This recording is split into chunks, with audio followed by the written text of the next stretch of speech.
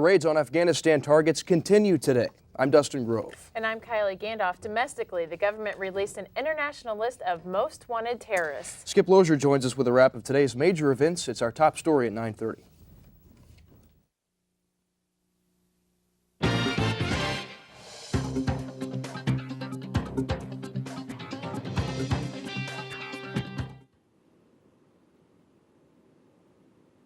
Taliban troops continue to fire at U.S. planes streaking overhead, but we're told the shells from their anti-aircraft guns can't reach the altitude at which the U.S. planes are flying.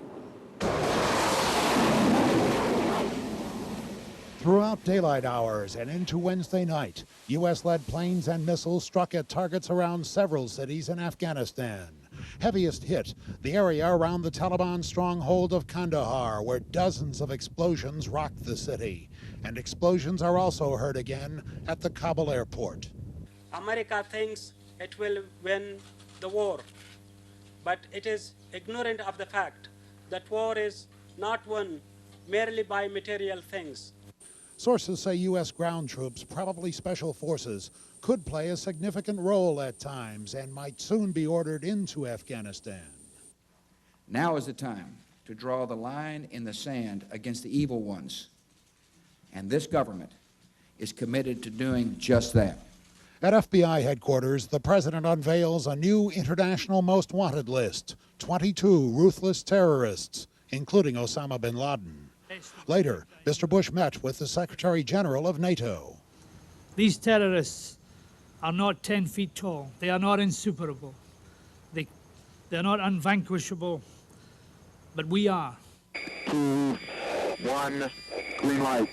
Despite protests from the Taliban, the U.S. continues dropping food to hungry Afghan civilians. But with winter coming on, the United Nations warns the humanitarian crisis will get much worse. U.S. sources say several Taliban leaders were killed Sunday night, the first night of U.S.-led air attacks. Among them, 2 people related to the Taliban leader, Mullah Mohammed Omar. In Washington, I'm Skip Lozier. Back to you. And as soldiers drop food packages over Afghanistan, Muncie charities are seeing a drop of a different kind. Local charities say they've seen a drop in donations since the September 11th attacks. According to the United Way, more people have donated to disaster relief funds in New York and Washington than to local charities since the attacks. Police are donating to the Red Cross in record numbers. What many people don't realize, though, a majority of the money being donated is sent to New York and Washington. This leaves local charities with less money, especially during the holiday season. Local charities are hoping that donations made to the relief funds for New York will be made in addition to, rather than in place of, regular charity donations for Muncie. Indiana State Police officials say their investigation of Ball State's police department will focus on allegations of ghost employment. Some of the allegations were made by Eric Moore, a former Ball State officer who was acquitted last summer of charges that he burglarized the Ball State's bursar's office. The Indiana State Police Sergeant says he will not comment on the focus of the ghost employment investigation. And more issues within the University Police Department top our look at tomorrow's headlines tonight. From our partners at the Ball State Daily News, a UPD officer is being sued for allegedly being insensitive to rape victims. Also, an Indiana school fires a teacher for teaching creationism. And learn more about Muncie's main waterway, the White River. Those stories and more in tomorrow's Daily News. Police are still investigating a Friday night shooting that sent 1 man to the hospital. It happened in Muncie's Village District. According to the Ball State Daily News, Terry Lightfoot of Anderson was leaving the Chug with his cousin about 11:30 when he was shot in the thigh. Eyewitnesses have differing accounts of just what happened, though. One account says 2 black men standing in a nearby parking lot shot Lightfoot. Another man told police 3 or 4 men shot Lightfoot from beside a brown vehicle. Lightfoot was released from Ball Memorial Hospital Saturday. As of tonight, no suspects in that case. And Ball Memorial Hospital safe and secure tonight, but earlier today someone called in a bomb threat. About 11 o'clock, the hospital received a call saying a bomb would go off in 25 minutes. Police searched the hospital and found nothing. Muncie cable television customers may have higher cable bills next year. A 3% franchise fee might be tacked on to cable bills beginning next year. The fee is part of a proposed 10-year franchise agreement between the Muncie City government and Comcast. The monthly fee could range from 75 cents all the way up to $3, depending on which cable deal you subscribe to. The Muncie Cable Television Commission chair explains why there's a need for the new fee. Again, it should be a user fee rather than a tax on the general public. So it's a matter of shifting the responsibility to the users.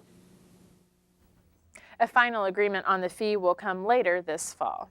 And a rash of car break-ins on the Ball State's campus has prompted police to begin a special investigation. That's right, Dodge and Plymouth Neons are the main target for local thieves, and police are trying to put a stop to it. NewsCenter's Ben Piney has more. A University and Muncie Police joint investigation has led to 2 arrests involving recent Dodge and Plymouth Neon break-ins. Now, what can you yourself do to guard against a break-in or robbery? University Deputy Chief Bob Fye says preventative measures can be made. Take the targets with you.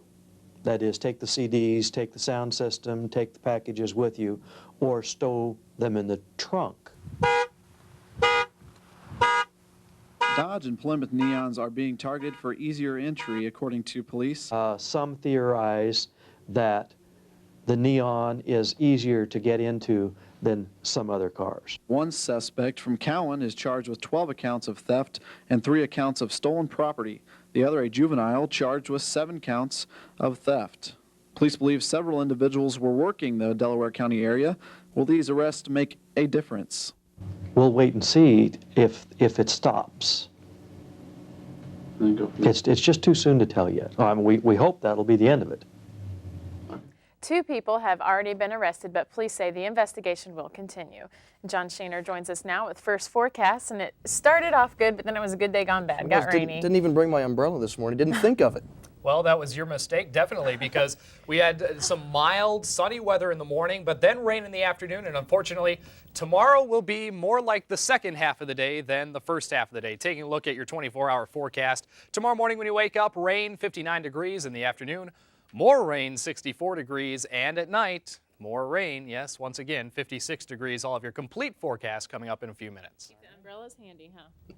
Thanks, John. Also coming up when NewsCenter at 9:30 returns, the wreckage of the Russian nuclear submarine Kursk arrives in a Russian port this morning. Plus, Ball State's new commercial. Does it really have everything you need? You decide after the break on NewsCenter 43.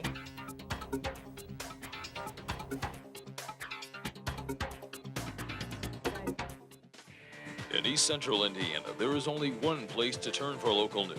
Left 2 million Serbian residents. Ball State has gained national attention. NewsCenter 43. America's on Rule 7. We're okay on time now, guys. Clouds begin to Muncie's only live TV newscast. Reporting live. Only live. On Saturday as we go to the An highlight. official CNN Student Bureau. CNN Student Bureau. NewsCenter 43, Monday through Thursday at 5:30 and 9:30 on Burrs Channel 43.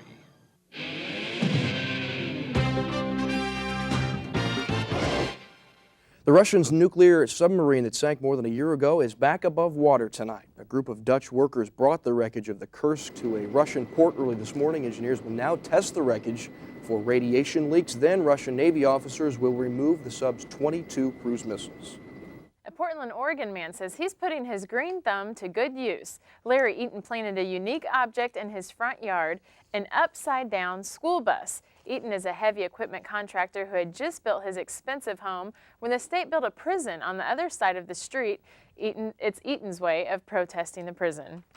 Well, what a difference you've made in my life. That's the theme of Ball State's new ad campaign. It debuts in markets across the state this week, and here's a look at the first ad. I can't say exactly what it is. There's a feeling you get here, like family almost.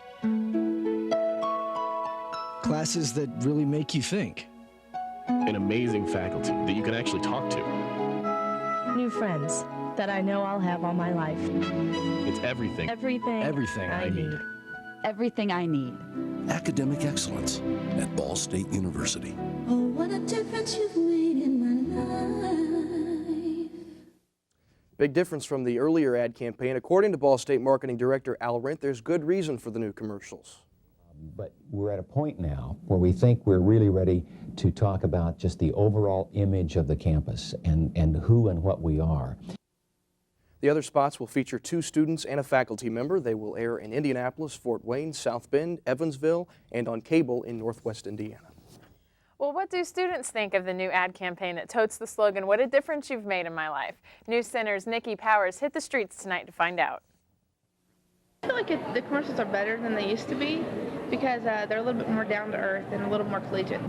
It's a new approach as opposed to the old commercials. I think that they were more focused on academics and things like that, but now the commercials focus is more on how it could change you as a person, Ball State, and what impact it could have on your life and your future. I think they're a lot better than last year's.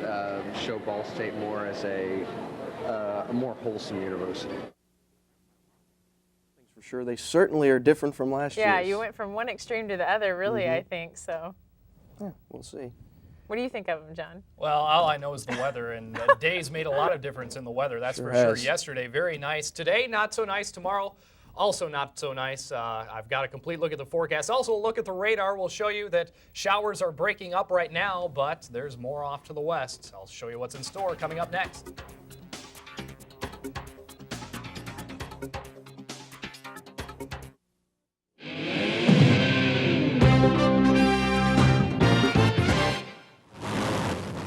A tornado ripped through the town of Cordell, Oklahoma yesterday, destroying at least 150 homes. No deaths or serious injuries were reported. Preliminary estimates put the damage at F4 level, which indicates winds of over 200 miles an hour. And there is some more severe weather going on tonight across the southeast. Cordell, Oklahoma won't see any of that, which is a good thing, but across the rest of the southeast. Let's take a look at the regional radar for the southeast and show you that across parts of Arkansas and back into eastern Oklahoma, Cordell, Oklahoma is right about there. Missouri, Arkansas seeing the brunt of the severe weather right now. A few severe thunderstorm warnings, but nothing major to worry about, and nothing in Indiana. Our temperature high today was 68 degrees, right around our normal high of 67. Today's low started out at 56 degrees. As we take a look at high temperatures across the state, we see that it was 63 in South Bend, ranged all the way up to Evansville at 75. They saw a little more sunshine today, which bumped them up. Precipitation across the state, we saw just less than a quarter of an inch, over an inch of rain in Indianapolis. Widely scattered, too. Only a trace, 1/100th of an inch at South Bend. As we take a look at our current conditions in downtown Muncie, we've got just a little bit of drizzle remaining. Temperature of 62 degrees. Winds are out of the south and humidity is at 86%. Let's take a look at the national satellite view. Here's the frontal system that's causing this big stretch of weather all the way up from northern Michigan back down through Arkansas and into Texas. That's all part of a major weather system that's going to be moving very slowly across the central United States. As the national radar indicates, you can see those showers from around Detroit back through Indiana, breaking up around Indiana, but more activity going to be pushing into our area for tomorrow. Closer up look shows us Muncie just getting out of the woods. Clearer skies back off in Indianapolis, but we won't see clearer skies through the day tomorrow. Tonight, there's the frontal system. It looks like it's right on our doorstep, and then it should push through and we'll see clear skies behind it. But that's not quite the case because this system is moving very slowly, and it's actually a couple different pulses of energy which will be passing through our area tomorrow and then into tomorrow night, which will bring us a lot of rain, maybe 1 to 2 inches even. Low temperatures with the clouds should stay pretty warm tonight. Definitely at least a light jacket and an umbrella if you're going out tonight. So as we take a look at the forecast, we'll see some showers on and off, especially later on in the evening. They'll be redeveloping overnight. Low temperature of 56 degrees and still very windy. Tomorrow morning when you wake up, the rain will have started once again. Temperature of 59 degrees. Things are going to pick back up as far as rain's concerned across the day tomorrow. There's the frontal system, kind of stalls out across east central Indiana tomorrow, which will dump a lot of rain on us. A brief break that we'll get Friday night. That's how slow this system is moving. But right behind that, the next system is already developing for the rest of the weekend. So low to mid 60s for our high temperatures tomorrow. Still very cool with the influence of some of that rain. So more rain. Possibly 1 to 2 inches possible, a high of only 64 degrees because of those showers moving so slowly across our area. Even though they're moving to the northeast, because that whole system is moving so slowly, it could dump a lot of rain. Be sure to take some good boots that can stay dry for the most part as you go out tomorrow. Friday morning, we'll see the last batch of those showers. Then we'll get a break nicely for Friday night. So if you're planning to go out Friday night, that'll be the best time for you to go out. But then the next system that you saw back off to the west moves in for Saturday and then stays around with us for Sunday. So this is really the first time that I've had to tell you this, but things don't look so good in the weather department. And At after least that, you're honest. things That's right. cool down a lot, Yeah. too, Okay. for the beginning of next week. Well, is all this rain, will this help maybe make the fall foliage colors brighter? I mean, there's got to be an upside, right? Well, we're a little bit behind already. Usually the beginning of October is our peak season here in East Central Indiana, but obviously if you're looking outside right now, not quite at peak. Things should be getting back to normal here in the next week or so. Okay. All right. Better, Thank you, John. better get used to it. Thanks. Less than 24 hours now until Ball State and Muncie residents can come together as one voice in an evening of art. ART standing for Artists Resisting Terror. It takes place tomorrow night at Pruis Hall. Ball State English professor Lee Papa created the program as a way for artists to reflect on what has happened in the United States and the world for that matter. It's just going to be kind of an eclectic, interesting evening for people to gather, to have time to talk, as a way of thinking about the events and thinking about how we move on after it.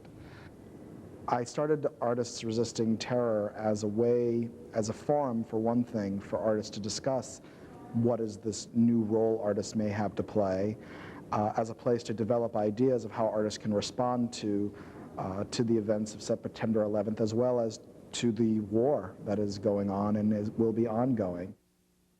Doors open at Pruis tomorrow night, 7:30. You can also participate in the discussion. Audience reaction will be taped and included in a Library of Congress documentary about the terrorist attacks. For more information, you can log on to art online at artistsresistingterror.org. Thought we'd have a graphic for that. That's a Maybe we can mouthful, get that huh? up later. Sure. Andy Carlson in with sports now. You're going to take us out to the ball game tonight, huh? That's correct. Holy cow. It's a big day in baseball. Yankees and A's first game of their division series, plus 2 other games. Sports is coming into your vision next.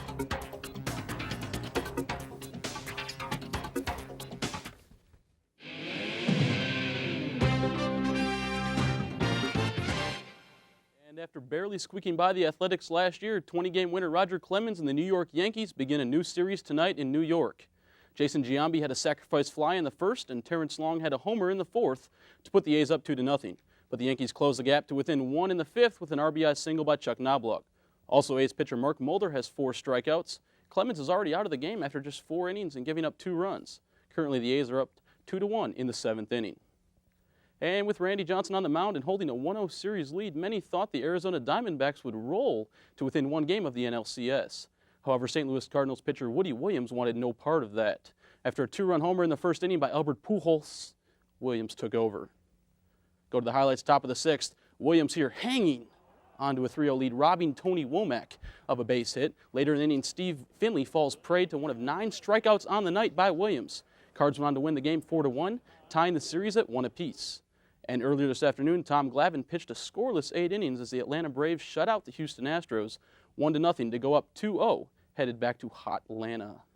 And yes, it's that time of year again. Midnight Mania has arrived at Ball State. Officially recognizing the start of the men's and women's basketball team's practice, the event will begin Friday at 10:30 p.m. in John Worthen Arena.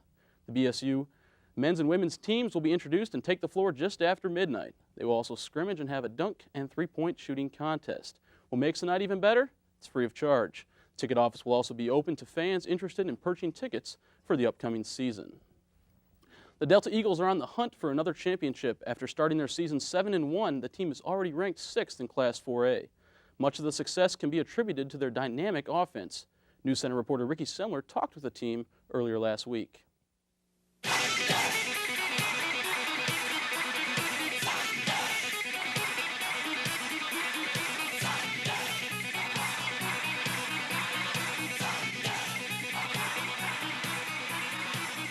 The key for us offensively is having good balance. Run the football, and you can pass the football, and you can spread the field out and throw it to different spots, then you're going to be tough to stop. For head coach Grant Zingunda, his Delta offense is more than tough to stop. It's nearly impossible to slow down this high-octane machine. The Eagles are averaging over 37 points and 400 yards a game. We just try to click, so when we get on the field, it just be like clockwork. It's been nothing but smooth for this offense, who is led by their senior quarterback, Joey Lynch. Lynch ranks 10th in the state in passing with over 1,800 yards and 19 touchdown passes this season. However, he is quick to praise his teammates for his success. Without my linemen and my receivers and everyone, I can't do that. So, you know, everyone likes to talk about stats or whatever, but without them, I couldn't do anything. It's not hard to find out who Lynch's favorite target is. Chris Jackson is the Eagles' leading receiver with 40 catches for 961 yards and 8 touchdowns. He is third in the state in receiving and is averaging an amazing 24 yards per catch. Me and Joey, we've been friends ever since we were little kids, so, you know, we're always on the same level when we communicate. When we step on the field, it's the same.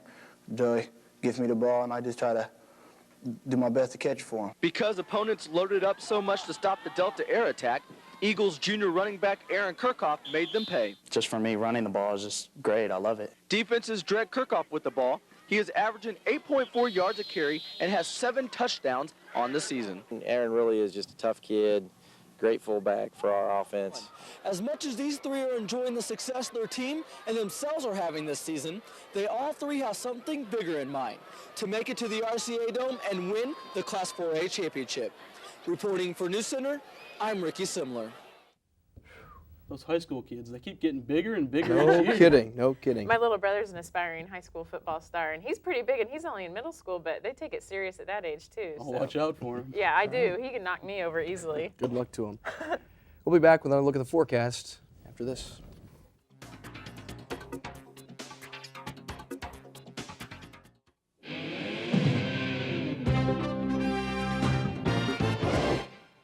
Well, I'm sorry, there's not much I can do about this forecast. Rain tomorrow, 59 degrees when you wake up, then 64, 1 to 2 inches of rain possible. The 3-day, well, not looking much better. Rain possible all 3 days, maybe a break Friday night.